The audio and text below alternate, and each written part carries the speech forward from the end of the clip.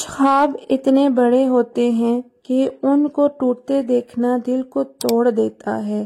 میں برسوں سے چاہتا تھا کہ باہر جا کر محنت کروں، اپنے گھر والوں کے لیے بہتر زندگی بناؤں، مگر ہر بار میرا ویزا مسترد ہو جاتا تھا۔ بسم اللہ الرحمن الرحیم۔ السلام علیکم، ویلکم ٹو مائی چینل۔ امید کرتی ہوں آپ سب خیریت سے ہوں گے۔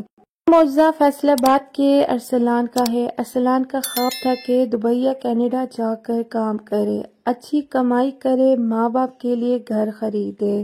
پہلا ویزا ریجیکٹ ہوا، دوسری بار اپلائی کیا تو دوسرا ویزا بھی ریجیکٹ ہو گیا۔ تیسری بار ایک ایجنٹ نے جھوٹی امید دلا کر لاکھوں روپے بھی لے لیے، مگر ویزا پھر بھی نہیں آیا۔ اس کی ماں کی آنسو اور باپ کا خاموش چہرہ، ارسلان کا دل ٹوٹ چکا تھا، وہ پریشان تھا۔ ایک دن ایسا ہوتا ہے کہ ارسلان نے اپنے دوست احمد سے کہا، یار میں شاید بدقسمت ہوں، اللہ تعالیٰ مجھے کبھی موقع نہیں دے گا۔ احمد نے سنجیدگی سے کہا، اللہ تعالیٰ بدقسمتی نہیں دیتا، ہم خود اپنے اعمال سے راستے بند کر لیتے ہیں۔ بھی استغفار کی عادت ڈالی ہے؟ ارسلان نے حیران ہو کر کہا، استغفار کا ویزا سے کیا تعلق ہے؟ احمد نے قرآن کی سورہ نوح سنائی، اپنے رب سے استغفار کرو، وہ تمہیں مال دے گا، بیٹے دے گا اور تمہارے لیے رزق کے دروازے کھول دے گا۔ ارسلان نے اسی دن تہیہ کیا کہ کم از کم روزانہ وہ 1200 مرتبہ استغفر اللہ پڑھے گا۔ اس نے ہر نماز کے بعد 100 مرتبہ استغفار پڑھنا شروع کیا، تہجد پڑھنی شروع کی۔ تہجد میں دعائیں مانگتا تھا، یا اللہ اگر یہ سفر میرے حق میں بہتر ہے تو میرے لیے آسان کر دے، اگر نہیں تو میرے لیے اور بہتر راستہ بنا دے۔ اسی سفر میں استغفار اور تہجد کے سفر میں اسی طرح 2 مہینے گزر گئے۔ ایک دن ایک پرانا دوست ملا جو جرمنی میں رہتا تھا۔ اس نے کہا، میں تمہیں ایک اسٹوڈنٹ ویزا کے لیے اپلائی کرا دیتا ہوں، باقی اللہ تعالیٰ بہتر کرے گا۔ ارسلان نے ہنس کر کہا، میں نے تو یہ خواب چھوڑ دیا تھا۔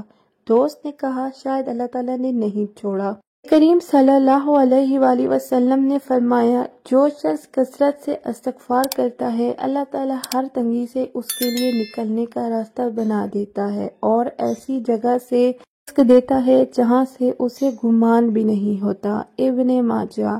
چند ہفتے بعد ارسلان کا جرمنی کا ویزا منظور ہو گیا۔ وہ دن اس کی زندگی کا سب سے خوش قسمت دن تھا۔ نے فوراً ماں کو فون کیا، آنکھوں میں آنسو، زبان پر شکر، امی اللہ تعالیٰ نے میرا راستہ کھول دیا ہے، الحمدللہ۔ استغفار صرف گناہوں کی معافی نہیں، یہ وہ کنجی ہے جو بند دروازے کھول دیتی ہے۔ جب دنیا مایوس کر دے، اللہ تعالیٰ کے در پر جاؤ۔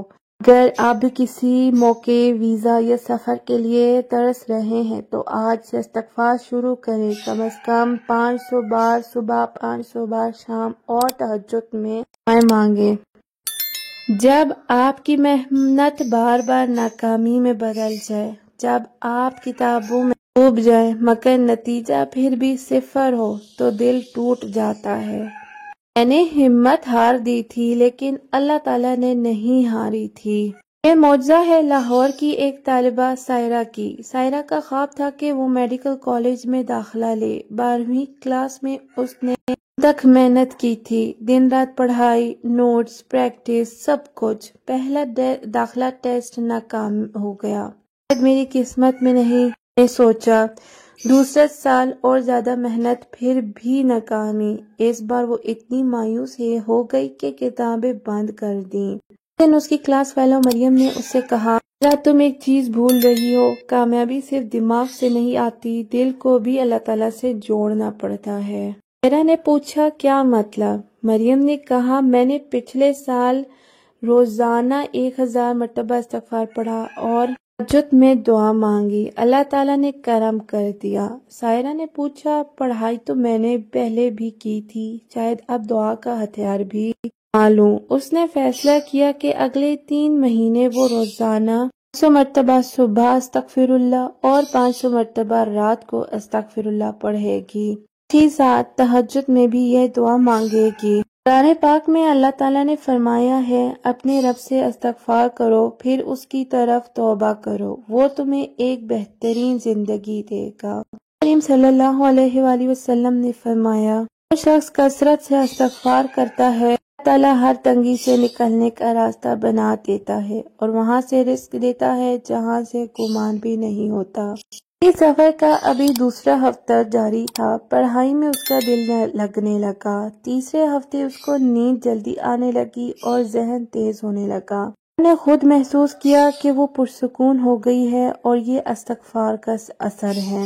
امتحان کا دن آیا، سائرہ نے اللہ کا نام لے کر پیپر شروع کیا۔ اسے لگا جیسے سوال آسان لگ رہے ہیں، یادداشت بہتر ہے۔ جب ہفتوں بعد رزلٹ آیا اس کا نام میرٹ لسٹ میں تھا، وہ رو پڑی اور جا کر سجدے میں گر گئی اور شکرانے کے نفل ادا کیے۔ یا اللہ، یہ سب تیرا کرم ہے، میں تو ہار گئی تھی، تو نے مجھے سما ہے۔ استغفار نہ صرف گناہوں کی معافی کا ذریعہ ہے بلکہ کامیابی کی کنجی بھی ہے۔ یہ دل کو ہلکا کرتا ہے، دماغ کو یکسو کرتا ہے اور اللہ تعالیٰ کی مدد کو قریب لاتا ہے۔